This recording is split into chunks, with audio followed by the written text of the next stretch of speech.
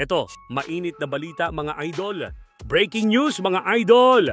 Coach Eric Spoelstra itatalaga bilang bagong head coach ng Team USA para sa susunod na Olympic cycle.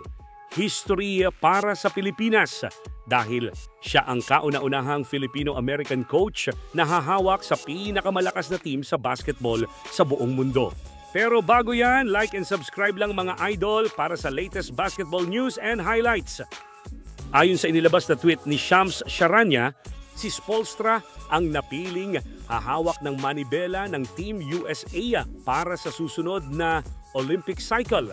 Simula sa 2027 FIBA World Cup hanggang sa 2028 Los Angeles Olympics.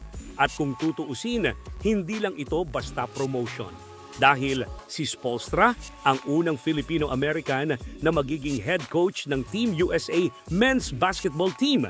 Matatandaan assistant coach na siya ni Steve Kerr sa Paris Olympics kung saan nakasama niya ang ilang pinakamalalaking pangalan sa NBA.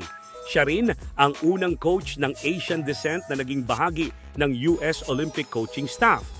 Isang milestone na nagbukas ng pinto para sa maraming aspiring Asian coaches sa buong mundo. Pero kung titingnan mo naman ang credentials ni Spo, hindi na nakakasurpresa. Ilang taon na siyang head coach ng Miami Heat.